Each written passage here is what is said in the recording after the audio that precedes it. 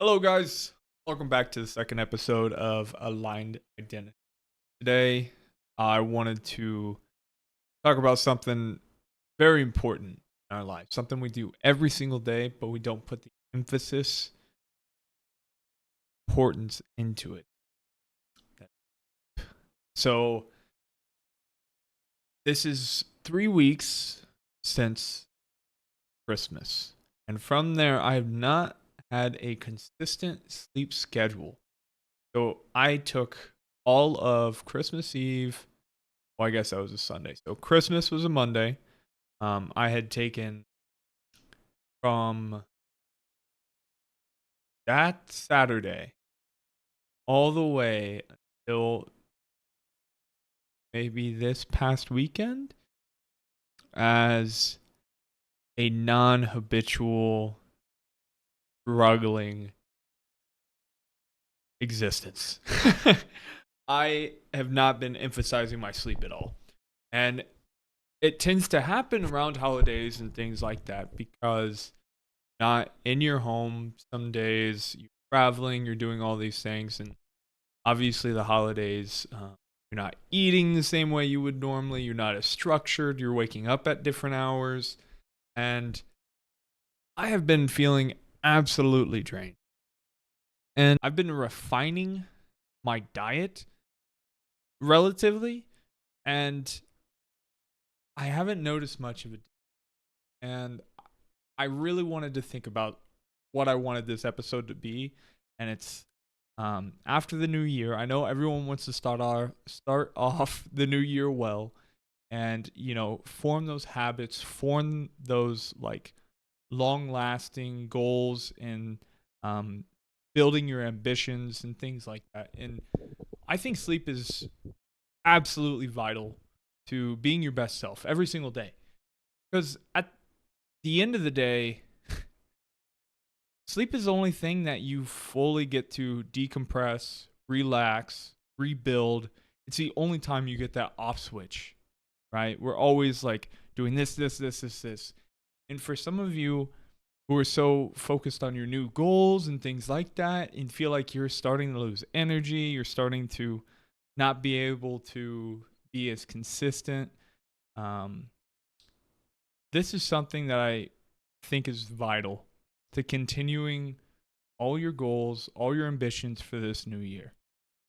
Um, I really have appreciated all the support from everyone. And before I deep dive into this, I just want to say thank you. Um, I've gotten personal messages from friends, family, and although right now our audience may not be huge, might be just people I know personally. One day it's not going to be like that, and I really appreciate all the support from you guys. And I hope you can take away things from this podcast. I hope nothing more than your New Year's goals become true. And I hope you can take away some of these points of education, points of experience, and build out 2024 in the way that you want. And I think foundationally, sleep is going to be a huge benefit to you, help you with discipline. It helps you cognitively be ready for the next day. And it gets you into a consistent rhythm. And just like in habits, you building that rhythm, that consistency over months and months, you can have one off night and it's not going to break. And so let's deep dive into sleep. So, for starters, I want to talk about our circadian rhythm. That's our behaviors, our emotions, and our physical responses to a daily cycle, right? Every day we have a wake up and a bedtime, a start stop every single day. Everything in between that, from when we start the day and end the day, is a cycle, right? Makes very clear sense. So we have to fine tune our circadian rhythm. And a lot of the time, it's based off of light. It's directly based on light. The reason we wake up most of the time is some people have a later or like a normal schedule would be like waking up, say 8 o'clock. Well, guess what? The sun's coming out. Your body reacts to sunlight. It reacts to artificial light as well, but it's a little different in how it alters your brain and it alters your like chemistry with your circadian rhythm. So natural sunlight is crucial.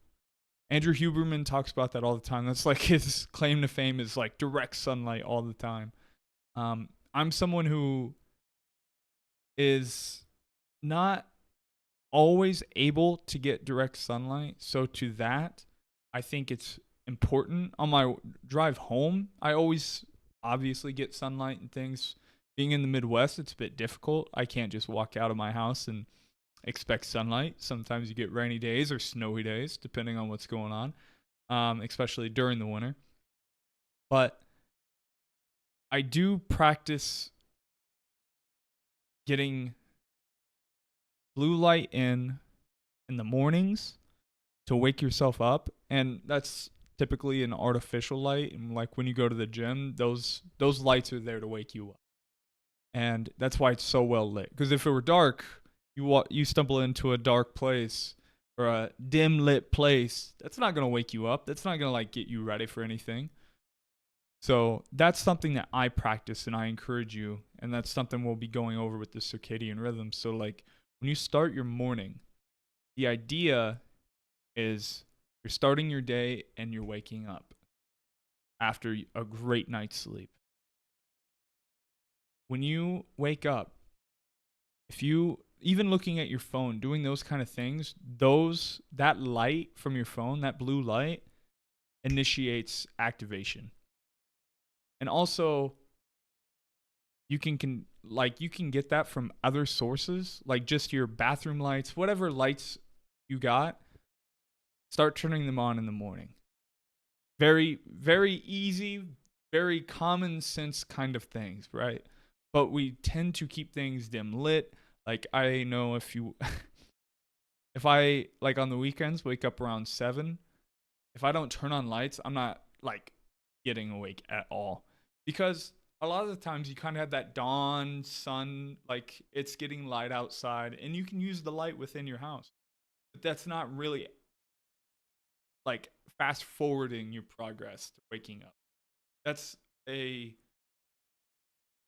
slow progression, natural way to wake up. But if you're trying to jumpstart your day, get some light going, turn on some lights, get direct in from all light sources around. From there, a lot of people eat their breakfast. If you're a morning breakfast eater, that's perfectly fine.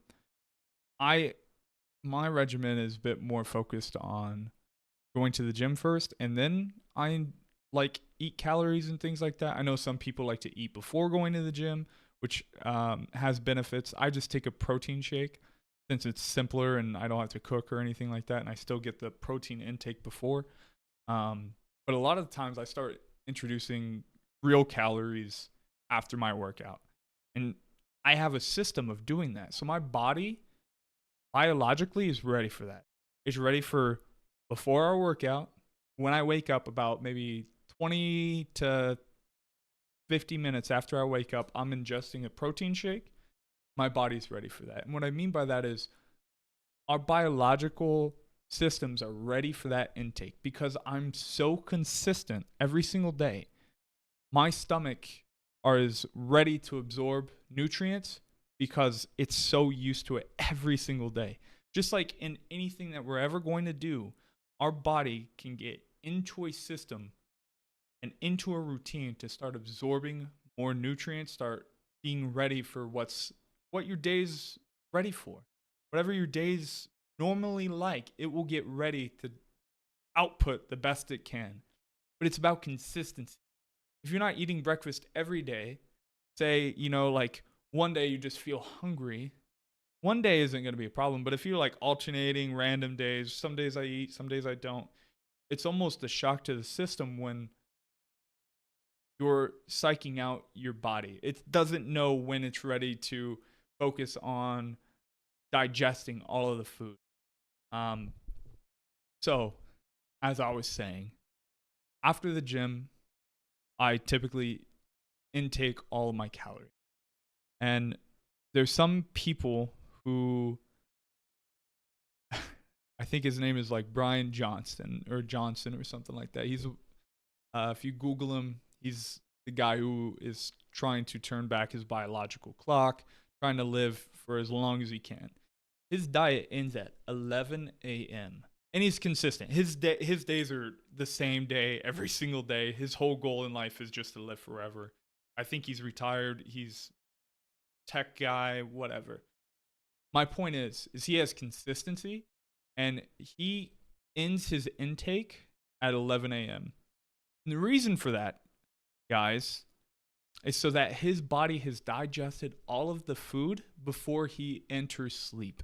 So sleep can solely focus on repair and repairing cognitive function, repairing everything needed just for your body, not even focusing on the digestion.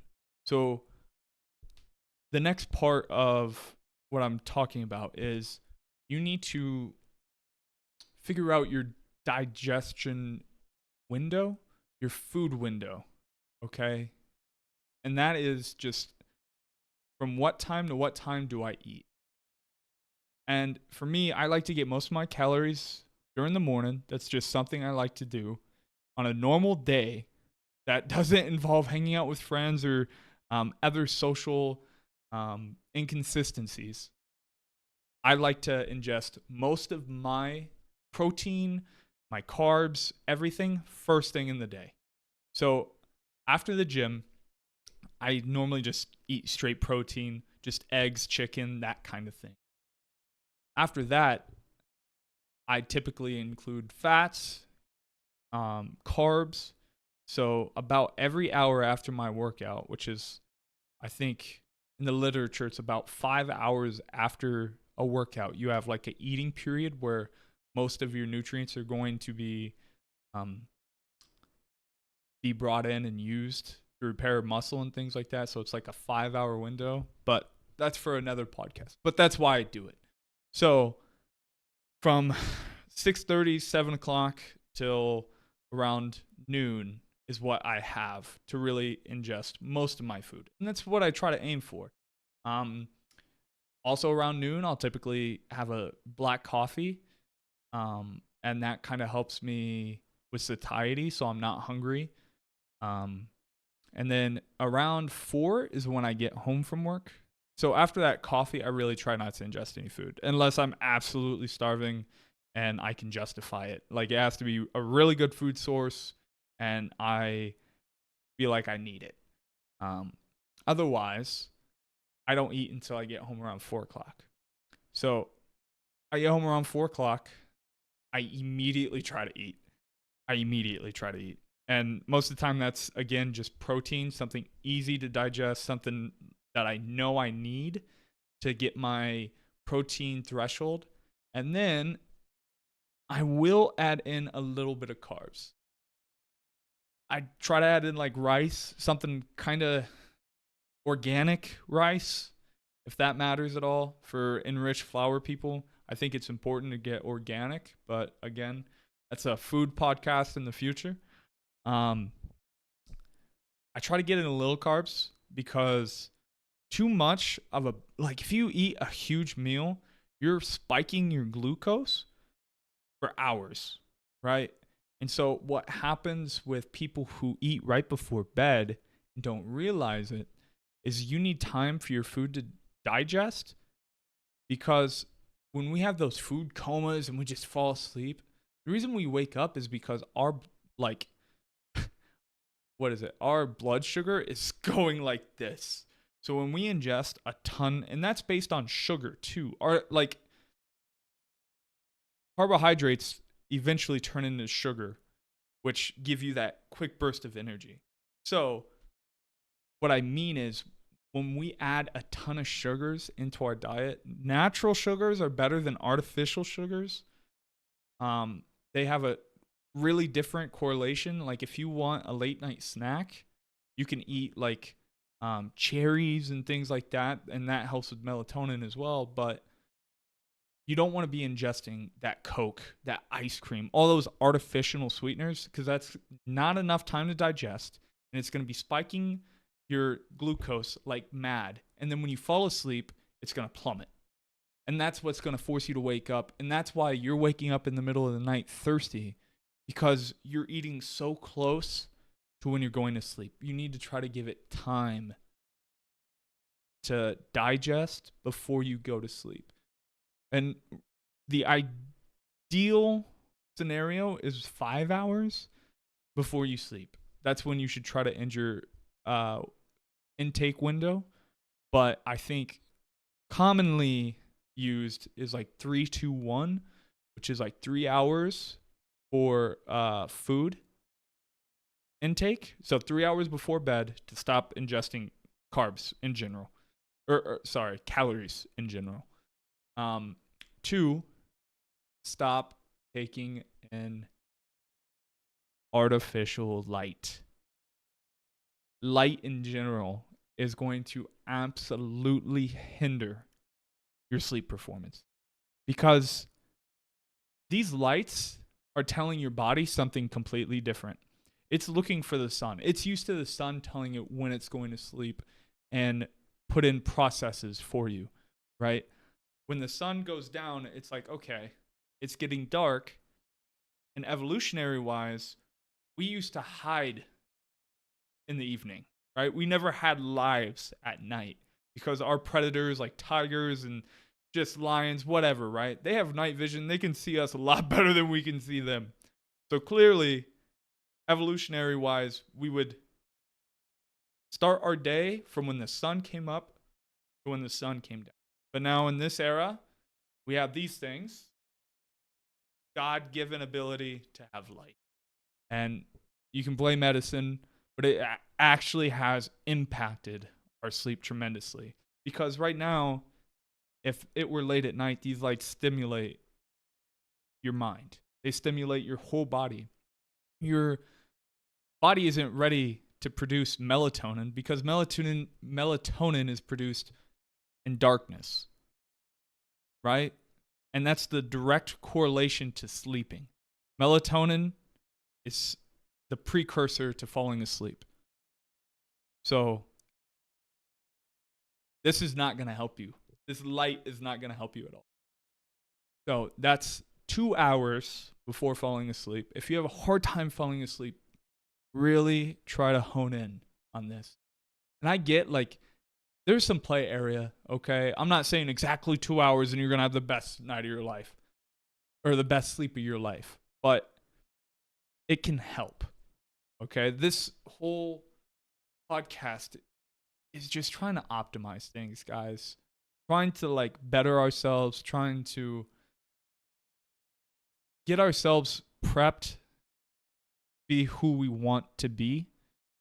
And in my personal journey, my sleep has been tremendously important and vital to having discipline, cognitive function, being able to be present and conscious in conversation and life. And honestly, the whole purpose of building up these foundations is with the idea of growth. We all want to grow. If you don't want to grow, then you may not have the best outlook on your life. And I encourage you to really look inside and decide who you want to be and aspirations you have, because they're completely achievable. All right? But we have to be focused on growth and real metrics and stack them up, whether it's sleep, whether it's eating habits, whether it's physical habits, whatever it is. We start stacking these up, start achieving who we want to be. That's vital. And that is the importance of life, is growth. Don't be sedentary because you're not going to be fulfilled.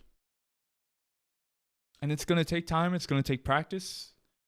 You're going to miss it. You're going to mess up. I mess up all the time. But if you consistently and more often than not, if you are 6 days kicking ass to 1 day of not kicking ass, you're going to outdo those bad days. All right? So, 2, let's try to stay away from light 2 hours before going to sleep. And then 1, I don't know how I feel about it because personally, I just drink water whenever. But 1 hour before sleep, it's kind of ideal to stay away from liquids so you don't wake up in the middle of the night needing to relieve yourself. That's the idea behind it. Also, if you were ingesting a ton of water right before sleep, say you want to go to bed at 8 o'clock and you just slam one of these, which is probably a 24-gallon, 30-gallon water bottle right before you want to go to sleep, you're going to not be ready for sleep at all. You completely changed the consistency of your blood. You completely thinned it out, adding all that water, which is good for hydration and things like that. But if you're already hydrated and you're trying to go to sleep in 10 minutes and you slam a ton of water, it's almost a shock to your system. So ideally, you've been doing a good job of being consistent about your water, and you try to stop liquids an hour before sleep. I tend to, personally, I think it's more like 30 minutes, but I have had those instances. I try to drink water before right before I go to sleep, I feel thirsty. I do feel more awake. It is a real feeling. I don't feel like I'm quite ready for sleep. I don't necessarily have to relieve myself in the middle of the night, but I'm just not. I can tell that my body's still working a little bit. Like it's still got to go through with this water and do whatever it is with it. I'm not completely calm and destimulated for sleep. So the 3-2-1 rule, that's just something to kind of go off of. And that's going to help you.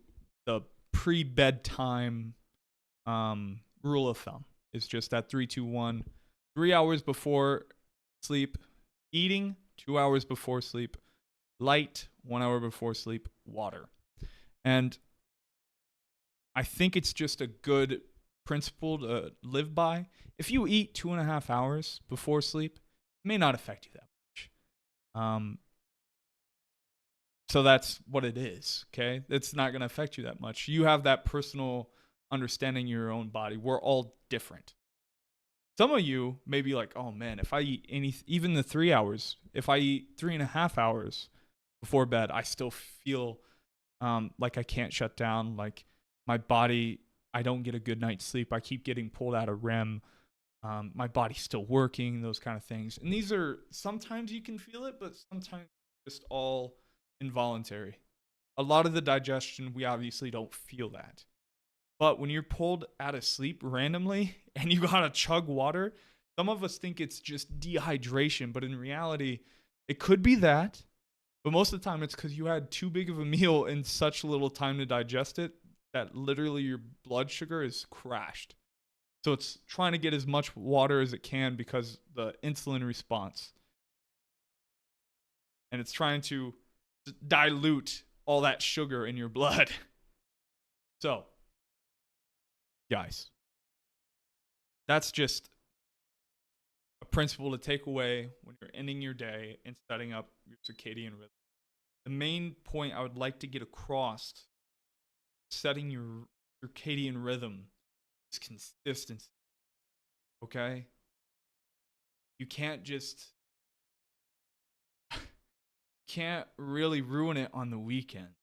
And this is something I've had firsthand where I can sleep absolutely on time, on the money. If I get in bed by 7:30, I can be to sleep at 8 o'clock, ready to start my next day, following morning, 4 a.m. Good 8 hours of sleep, give or take. Say I fall asleep at 8:15. If I really don't know unless I check my Whoop, which is a great tracker for all of, non-sponsored by the way, but it's a great tracker for all your sleep health and metrics. It can tell you how much REM, how much light, how often you're being woken up, a ton of other factors that are great information to have, so you can diagnose what's helping you and what's not helping you in your journey for better sleep, for consistency. But to bring it back to what I was explaining, the weekends can really mess up your circadian rhythm. So personally, I'm good at getting to sleep during the week at my desired times. Like I said, hopefully by 8 o'clock, I'm asleep in bed by 7:30. But on the weekends, I'm good up until I have social events, because a lot of my friends like to go out, a lot of my friends like to do things, and I do weigh my options when it comes to things like that. Holidays are a bit different, right? Like, I almost feel like you're obligated, but during normal weekends of non-holiday sorts, if I go out, most of my friends don't want to start going out till 10 o'clock, which is already 2 hours past my bedtime. I feel like a grandpa when I go out, honestly. And that's what my buddy sends me. He just sends me grandpa emojis whenever we want to go out, which I'm fine with. I'm fine with being the grandpa. At least I'm true to myself and prioritizing things that I think are important. And he may joke with me, but he understands at the end of the day, I'm taking care of myself. And if I say no, I can't come out tonight, it's understood that I'm taking care of myself, and he respects that. And your friend should too. Your friend should, it's okay. Like, I get friends may be like, oh, come on, come out, whatever. Oh, you're just old, whatever. Those jokes are fine. But if it becomes beyond that and it becomes intensifying, because people don't want, as much as they want to see you succeed, they also don't want to see you succeed more than that. And that's something we have to realize sometimes, that some of our friendships are still friendships. They still want good things for you, but up until a certain point, at some point they start rejecting it, and they don't understand why you're going through the things you're going through.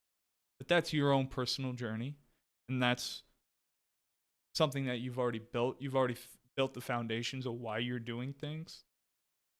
You've already put a foundation that sleeping is important and vital to the other processes, the other habits that you're forming, because you know sleep is going to give you the most optimal way of tackling all of your other goals with discipline, cognitive awareness. You need that through sleep. You can strong will yourself only so far, but you have to rest. You have to give yourself time to decompress, and sleep is by far the best way to do that. It's actually life-changing, because amongst third shift workers, and what that encapsulated, there was a study done. People who have been up for more than 4 hours between the hours of 10 p.m. and 4 a.m. have a 15-year life expectancy minus. So they are going to die 15 years earlier than normal circadian rhythm people. So that's like normal shift workers like you and I, more than likely. If you're someone in that other camp who has to work ridiculous hours, I would really hope that you can optimize your sleep, but also other areas of your life, like your health, with food and exercise. That's going to be absolutely vital. And to all of the people with little ones, it's extremely difficult to get the amount of sleep that you need and the consistency that you may have been used to. Um, I have family who have little ones. I have friends who have little ones, and some people are blessed. Some babies just sleep forever, and they're great, and they're used to mom and dad's timings. But more than likely, it's not the case, and for that, my heart goes out to you. But also, it's good to realize it's only a phase, and a lot of kids, they will take to routine. You may have to postpone a nap, but if you consistently can get timings and they get used to those timings, then you can start timing your sleep, your food intake, all of these other metrics around your baby, which then can lead to optimized health in general. So, for all you out there dealing with the little ones, the little extra work, and I'm here for you. But you gotta also focus on yourself a little and try to optimize with what you have. So be consistent through all things. That's gonna be my number one mantra is be consistent. Because without consistency, nothing's gonna stick. You're not gonna see the results. And it's gonna just be a flare up of motivation. But if you're consistent, you'll be able to take that motivation and move it on to more and more things. So, getting away from that, another thing that I think is truly vital, which I just was kind of explaining, that melatonin needs darkness, right? So, with that in mind, we should eliminate artificial light within our room. And that can be in alarm clocks, that could be in, a ton of fixtures. That could be in many, like your TV even has a little light, like your power off light. Sometimes that will pop out at you. You should really try to eliminate as much artificial light as possible. And also, fall asleep, let's get some blackout curtains. I know a lot of people who have them. I have them personally, and they help tremendously. Even when you're trying to wake up in the morning, eliminating any outside light and sticking directly to the sleep schedule that you have in mind, it's a huge benefit. I live in a metro area, so there's street lights, and without my blackout curtains, we would see street lights coming through our windows at all times. And that's going to hinder you tremendously in how you're sleeping if you're not eliminating light. And I know some people enjoy sleep. I used to fall asleep watching TV all the time. That was the only way I could fall asleep, honestly, which is crazy to think about now. But you ever notice you waking up in the middle of the night? You ever feel like your sleep isn't so fulfilled? It might be because you're not producing the right amount of melatonin and your body is not naturally absorbing artificial light when you're sleeping. That's not natural. Naturally, we would have none of this artificial light, especially not at night.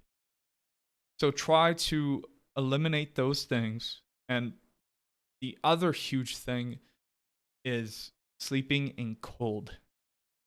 Sleeping dark, cold environment is going to completely change your sleep, guys. I promise you. This is something that is fundamental with staying asleep and not something I can emphasize enough. I've always enjoyed the cold. My dad, even in the wintertime, would still have the AC on kind of mentality. We grew up in northern Michigan where it's extremely cold, and he would just either open up the window all the time or he would turn on the AC. That's how I grew up. And honestly, I remember even as a kid getting great sleep. Now, the timings weren't great. I would stay up way past my bedtime, playing video games, doing things absolutely horribly wrong compared to what I'm telling you now. But that was because I was uninformed, and also had no clue the kind of benefits a good night of sleep have. And as an adult, my wife and I try to keep our room as cold as possible. Our thermostat is always set to, like, even right now is the winter time, our thermostat is set to 61. So if we get cold, we can put on a hoodie and we'll work with it. For the most part, our house is just naturally cold. You see me now, I'm just in a t-shirt and I do have sweatpants on, I will admit, but no socks. It's just how comfortable I am with it. Being exposed to the cold is not a bad thing. And I truly believe that having a cold room, actually, I just can't express it enough. If you are sweating at night, even a little bit, it's going to be pulling you out of sleep. Because the trick to falling asleep is that your body temperature has to drop. You have to drop in body temperature for yourself to fall asleep. Now, the idea is that you kind of maintain and you slowly kind of rise. So, say, like, to get all your REM sleep, your body temperature is dropped.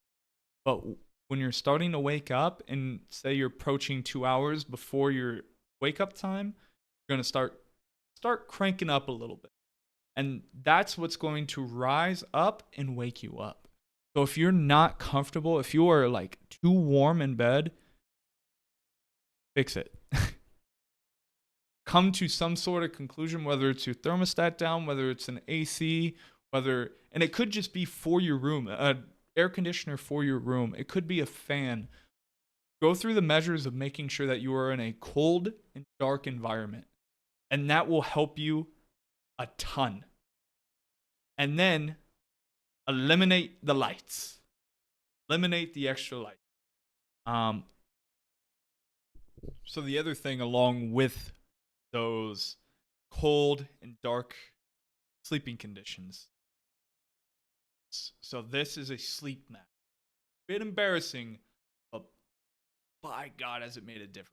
I absolutely love this thing. It really does eliminate all light. When you wear this, it really does help. I have really enjoyed using one. I've been using one for maybe over a year. It's not quite the sexiest move.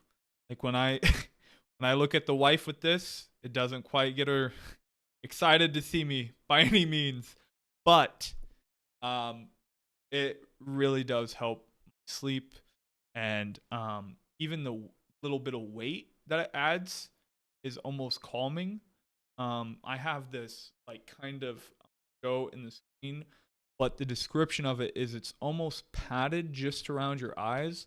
So it sits right around your eye sockets and is really comfortable, a little weighted, and it's helped tremendously in my sleep.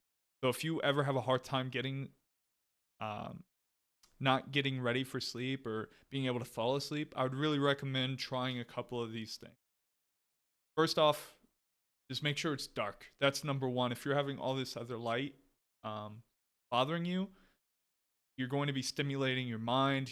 It's not going to really be able to break down and deregulate and calm, because it's still seeing light, which is giving mixed signals to your whole circadian rhythm, right? That's the whole point of why we eliminate the light.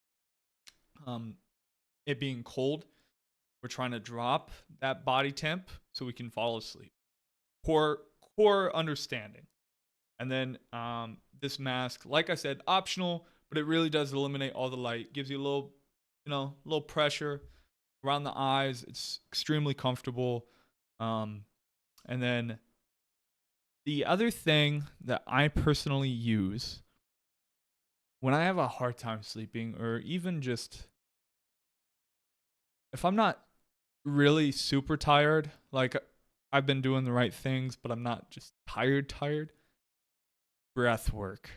And I'm not very trained with meditation or anything along those lines, but one technique that I use every night to kind of calm down is the box breathing, which I'm going to kind of demonstrate. But essentially, For as long as you breathe in, you hold, and then for as long as you held your breath, you exhale at the same rate, and then you stop.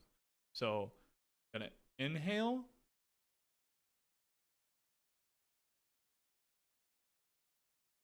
That was a poor example. I'm gonna inhale.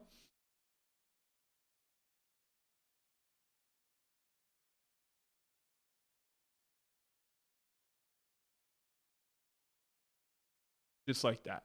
So for the visual listeners, essentially think of it as like, or I mean, for the audio listeners, my apologies. Think of it as like a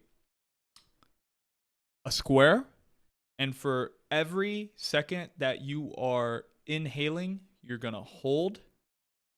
So you inhale for 2 seconds, you're gonna hold for 2 seconds, you're gonna exhale for 2 seconds, and then you're not gonna do anything for 2. And that's just something that kind of calms me down and kind of gets me ready for sleep and kind of calms my breath, kind of destimulates my body, gets me ready. Another thing that, like, for people, I'm not a very anxious person, unless socially sometimes I can get anxious, but when I'm in the comfort of my home, I tend to not have those like late night bad thoughts or like stress out about little things. The ants, which is like automatic negative thoughts, I don't have those really, unless I've had a very stressful day, and then sometimes they get the best of me. But for the most part, I keep those under control because I don't have stressful days. I really try my best to keep that on lock. But for those of you who do, the breathing technique is supposed to, after 10 breaths, 5 to 10, you should start to feel some release of anxiety. It's the same kind of breathing that you do when you're crying. And I forget what it's called, but it's kind of like the emotional sigh. And it's, you breathe in twice quickly, normally through your nose, and then a long exhale. So I'm going to go.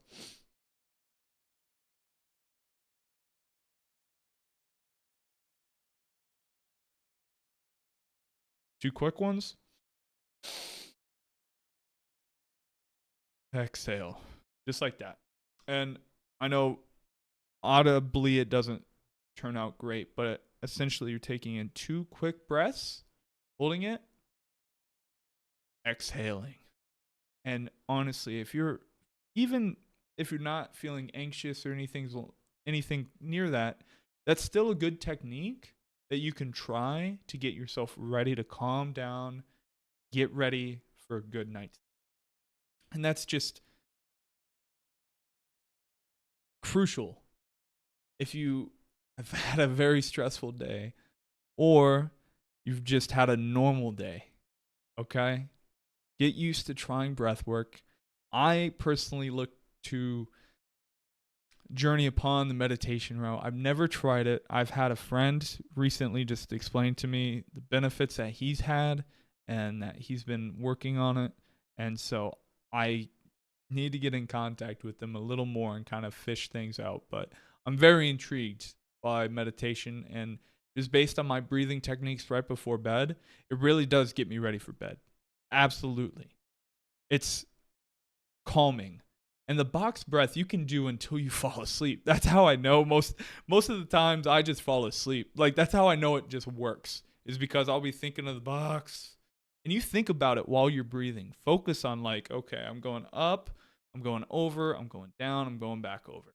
Think about that while you're breathing. That's the important part of breath work, is focusing on your breaths.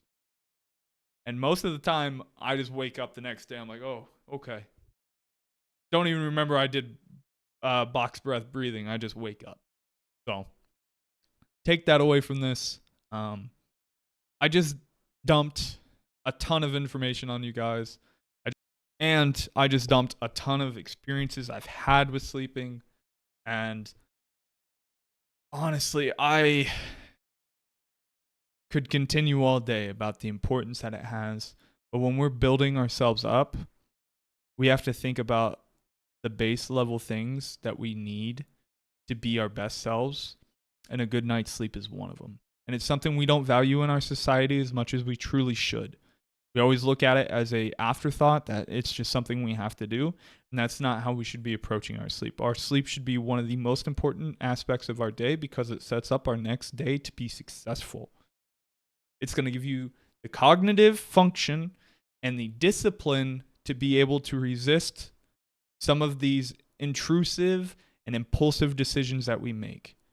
And there is literature to back that up, and people who accrue sleep debt, which is sleep needed versus sleep acquired, tend to be more irrational and very much more of a risk to themselves, but to others as well. And if you're someone who's just never felt like you've had the energy in your life to be able to accomplish the things you want, like, oh, I would love to go to the gym, but I'm tired. I feel drained all the time. Let's start with sleep. Let's start with food. We are what we feel ourselves with, and we are what we do at the end of it all. What we feel ourselves with and what we do, whether that's our emotional stress, whether it's our physical activities. We are, at the end of the day, the byproduct of how we live our lives. And if you want to live a better life, let's start optimizing on some of these aspects. And as the weeks continue to go on, and I keep dropping more podcasts, which I appreciate you guys listening. I hope they keep getting better. I hope you guys can take some good things from this. And if you've listened this far, please drop a comment. Let me know you have. I would really appreciate it. But I really want us all to continue to be able to be on the journey that we want to be on. And, as cliche as it is, aligning our identity with who we want to be. And if your goal is to be a person of growth, a person of